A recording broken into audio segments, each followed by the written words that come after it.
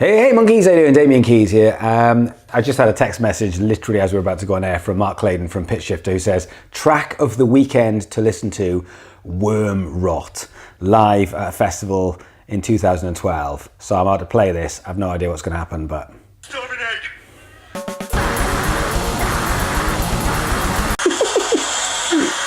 Alrighty then. Welcome to number 4 in the series of how to make money as a musician. So this series, I'm into the series ideas at the moment because I don't know if you know, but the Facebook algorithms all changed, and therefore I see myself more going on to doing more content for YouTube. I want to play the YouTube game. I'm still going to be on Facebook, which means I'm going to do some more Facebook Lives. I suggest you guys do the same thing.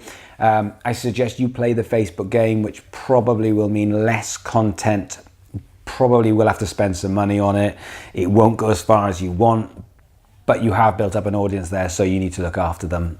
Those are the rules. But I also want to start to actually prioritize my YouTube channel, and so these series is a way of doing that. I did a series which is already on YouTube, which was, what was that one about? Oh yeah, about EP. So I should know this, shouldn't I? I did a series about bands selling their EPs, or actually making EPs and how to get them out there. This one is about how you're going to make money as a musician.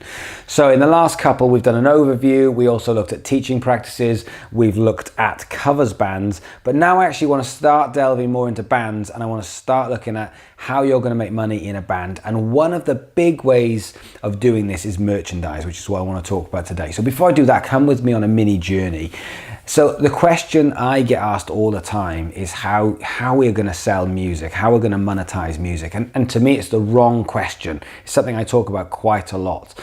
The question shouldn't be, how do you monetize the music? Because it's very, very difficult. I'm not saying it's impossible, but it's very, very difficult. For the money that you get back from Spotify, you have to get a hell of a lot of listens in order for you to make any money.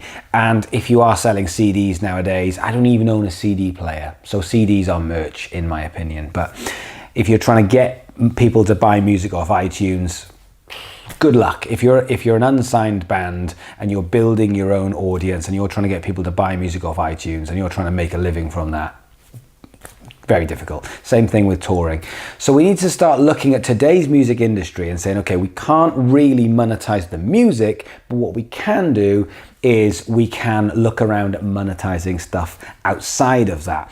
And that's sort of, you know, one thing I hear quite a lot is people saying today's new music industry, and then they harp on about the old music industry. Is just, they think it's the new one. It's not, because the old music industry is just gone and the new music industry is just very, very different, except there are a lot of people still trying to hang on to old ways of doing it. Now, it's more about you being entrepreneurial and having your own brand, your own business as a musician, and you being able to make music. And you can still bring other people in if you bring in a label, if you bring in a manager, etc., but you're still in control of you, the band, you, the product, and getting your stuff out and money in. And for me, merchandise is a really good way of doing that. So rather than actually trying to monetize the music, we get the music out there so everyone falls in love with you. You make loads of content so people fall in love with you and your personality and what you stand for, and then we look at ways to monetize it. Touring, yes, but very difficult for bands who are young and don't have an audience to be able to go and play in different towns and cities. But if you are starting to get to that level, then merchandise is probably your best bet to start making some money. So yesterday I had a meeting with John and Jess from a company called T-Merch. So T-Merch is a merchandise company. These guys are amazing. They're brilliant. They look after bands, and they have some great stuff on their website, which is tmerch.co.uk. They're not actually paying me to say this. I think they're doing a fantastic job. And we were chatting about merchandise, and we were chatting about their company and other things like that. And to me, this is the way. If you're trying to get people to buy a 79p track off iTunes, of which once everything's been taken off and you're going to get what, 40p, 50p, how many of those things do you have to sell to actually get a bit of money that you can actually do something with? It's a lot. Whereas if you look at a hoodie like this one, for example, this hoodie will probably cost you about, I mean, not in a pack as a one-off, probably about 11 to 12 quid, but you can sell this for 30, 35 quid. And, you know, Sarah and I were just talking that some of the bigger artists will charge 65 quid for a hoodie. That's a big markup. So, you know, if you look at that markup, you're looking at 20 to 25 quid for a hoodie. And I know it's harder to sell hoodies, but if you can build up your brand, you'd be surprised. People will buy this shit. And if you look at some of the big YouTubers, they make a lot of money off their merch, which is why they're constantly promoting it and constantly selling it. And this is the problem for bands. Bands make merch and they do it the same thing as they do it with their EPs. They make merch and then they say, if you want it, it's there, it's in our merch shop, which is just not really selling it. It's not really a sales process. So I want to talk about a few ways that you can actually maximize your merch. And what I'm seeing bands do is failing with their merch. And I think making the music, making content, building up your audience, and then using merchandise to actually get some money so that you can actually, you know, build your tours and live a little is the way forward. So a couple of things. Number one, the first thing I see is we get a lot of t-shirts sent through to the show. First thing I notice is a lot of bands try and cut costs. So they try and get the cheapest t-shirts they can so they can get as many t-shirts as possible, when the reality is most of them stay under the bed. And most of you guys will have been in this position where you'll go, but we can get 500 t-shirts or 200 t-shirts, and then you sell 50 of them, and then it's like, oh, we've got 150 of these things under our bed, and you can't sell them. And then all of a sudden the next t-shirt comes out, or the next EP comes out, the next album comes out, and it's just old merch that you can't get rid of. So for me, what I would do is I wouldn't cut costs, because we really notice the difference. If we get a t-shirt, 2 t-shirts a week, you really notice the difference between a really good quality t-shirt and a crap t-shirt. And you have to remember about the consumer. So in this instance, when we get sent stuff through, I am the consumer, because I am, you know, I could, you know, I'm not going to, but I could take you to my place, I could open the wardrobe, and I could show you how many t-shirts are in my wardrobe are of bands that I am happy to wear. And it's probably about 30% of my t-shirts, because some of them I just like them. I just think the design's fantastic and the quality's fantastic, and therefore it's a t-shirt I want to wear. Which leads me on to my second point, which is if you're gonna make a t-shirt, design something that people will wear, from a logo, from something that, yes, it might show off your brand, yes, it might show off your band, but all too often I get a t-shirt through and I go, oh yeah, thanks for the t-shirt. And I'm looking at it thinking, never in a million years would I actually choose to wear this. So therefore, you're guilt tripping me. Give me a t-shirt and I'll wear it. Why? Because you've given me the t-shirt. So I'm basically wearing it because I feel like I owe you something, because I feel like I should. That is not the way to do this. The way to do this is to design something that people actually want to be a part of. Not just because they love your band, because if you look down the history of bands making merch, and there's a lot of bands, if you look at stuff like, you know, bands like Slipknot and Kiss, who are like the masters. I mean, you know, when I was younger, Slipknot came out and everyone had a Slipknot hoodie. Everyone. I don't know how much somebody made from the Slipknot merchandise, but everyone had a Slipknot hoodie. And there was other bands of the same ilk that just didn't do merch. They just weren't a big merch band. So, and that's because they just didn't take time to get the right logo or the right material or the right merch out there, or maybe their fans weren't quite up for it. But either way, you get some bands which really maximize on their merch. And a big part of this is design something that people want to wear, which I don't think happens enough. Bands go, oh, I've done it myself. And go, okay, so now you're the master of everything. All of a sudden, you're the designer. If you are actually a graphic designer, great. But if you're not, why not actually take some time? Because this is a business. This is a way that if you did design something amazing, like Iron Maiden did, like Slipknot did, then this could be the income for your band for the rest of time. That is how important this could be if you get it right. If you just slap something together, chances are you won't get it right. No one will buy a t-shirt. You'll be actually out of pocket instead of making money, because you'll buy a bunch of stuff and then it will go under the bed and you'll just lose money on it. So first and foremost, don't cut costs. Secondly, design stuff that people will actually want to wear, and then you're more likely to have people to buy, even if they're not a massive fan of your band. The next thing I want to talk about is, once you've got your merchandise, how it is that you're going to advertise it, how you're going to get the message out there, because I hate this idea of going, if anyone wants one, it's on our shop. It's just nowhere near enough.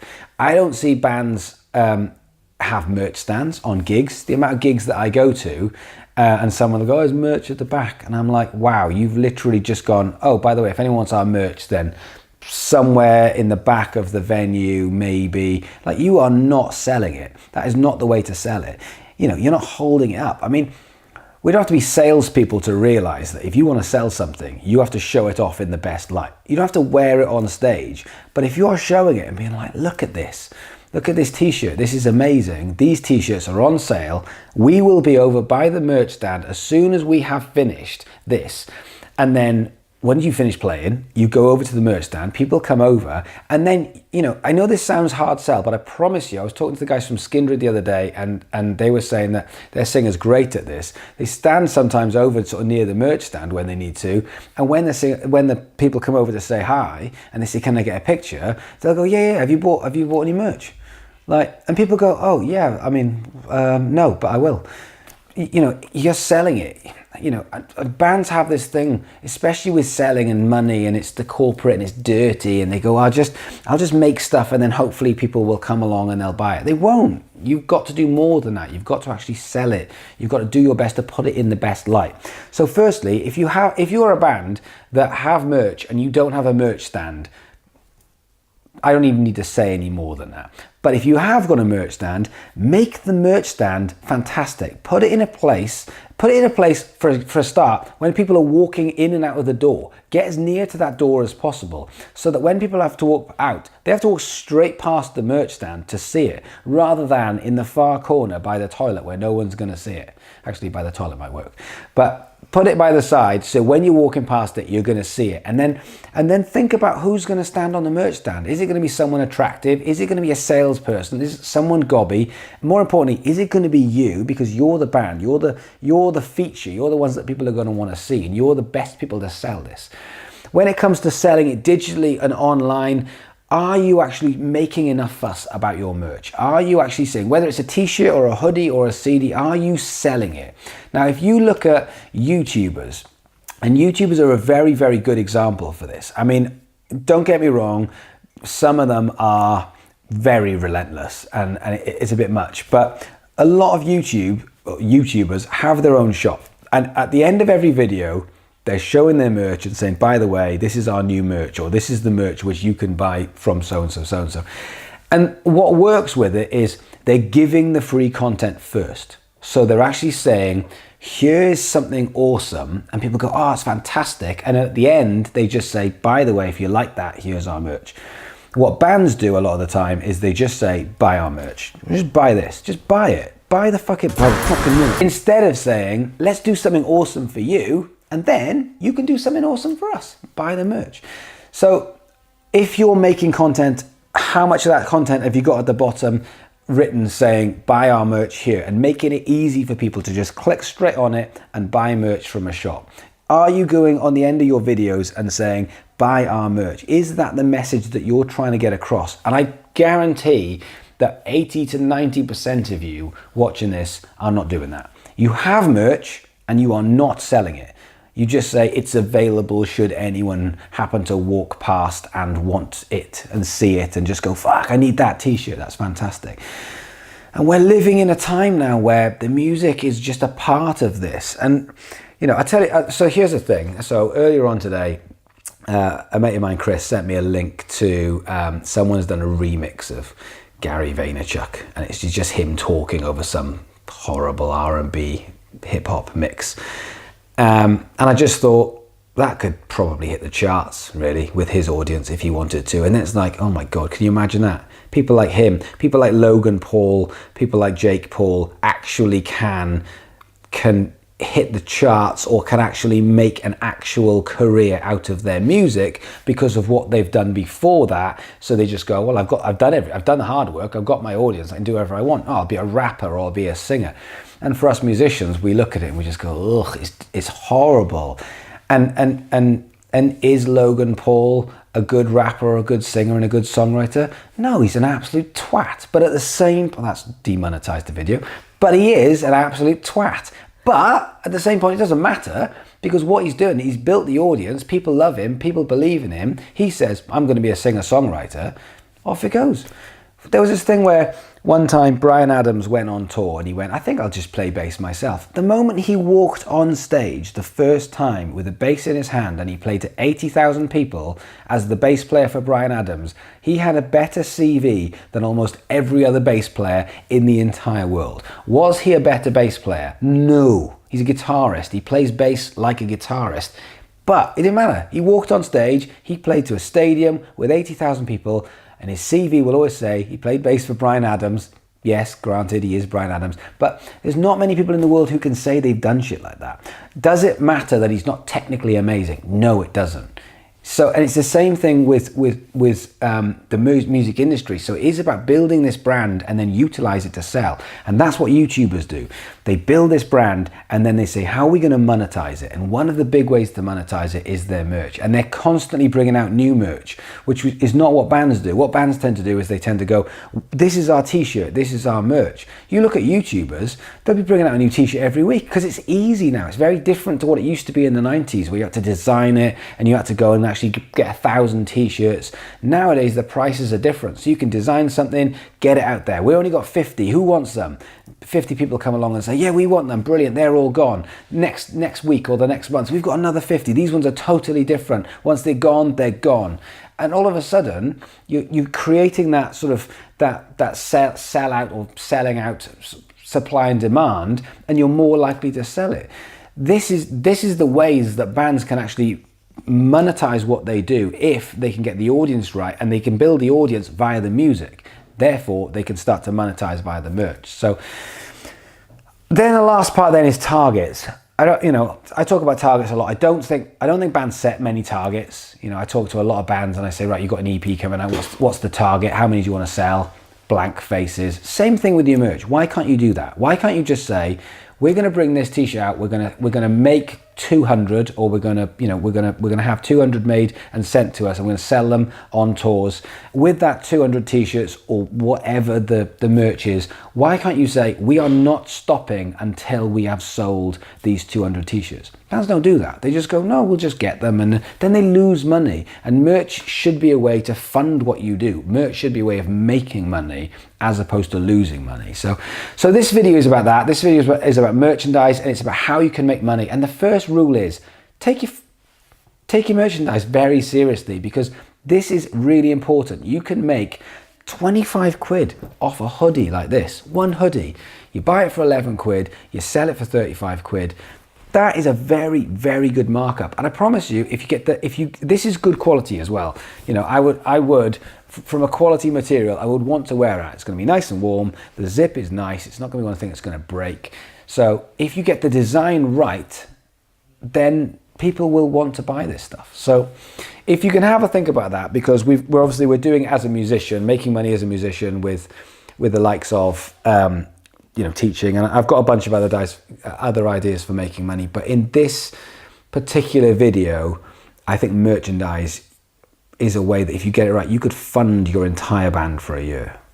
And whether you think of merchandise as, and the other thing, one other thing to add on to that, I see loads and loads of bands asking their fans, what would you buy? And then people come up with all these creative ideas. Yeah, man, let's have a band nail file, and let's have a band welly boots.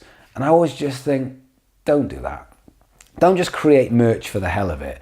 Create something awesome, and then just do a couple of things from a merch point of view that people will buy, and then you have price points. So if someone goes there and they go, well, I've got a tenner, they can get a t-shirt. If they've got £2.50 because they're young, they can get a sticker or a badge or whatever you want it to be. If they've got 50, 60 quid because their dads come with them or they absolutely love the band, then they can get a hoodie. Your job is to look at price points of what they can get. Your job isn't to give them Harrods where they can have, or Kiss where you can just have every single thing with just your brand whacked on the front of it. I don't think that's the way forward unless you are an absolutely colossally massive band. Your job is to say, what do kids want when they go to gigs? Well, they really do want merch. They want t-shirts, they want hoodies, they want CDs. If they can't afford that, maybe having a low level bag or sticker will be something, or like a wristband or something will be enough to go, I got something, I got my souvenir of the gig. That's all you need, really. You don't need to go crazy. So have a think about it. If you can do me a favor and like and comment and all the usual stuff with this video. If you're on YouTube, then do me a favor, hit me up on YouTube. I'm changing a lot of the stuff that I do. I want to go into a lot more Facebook and Instagram lives over the next couple of weeks, so I'm going to try that so I can give you a bit more information about if that's going to make a difference, because the guys at Instagram and Facebook are saying it will. So I'm going to play the game. I'll let you know how that goes, but do me a favor, hit me up, comment, like, share, the usual stuff. Otherwise, get on with your merch, and I'll see you guys tomorrow.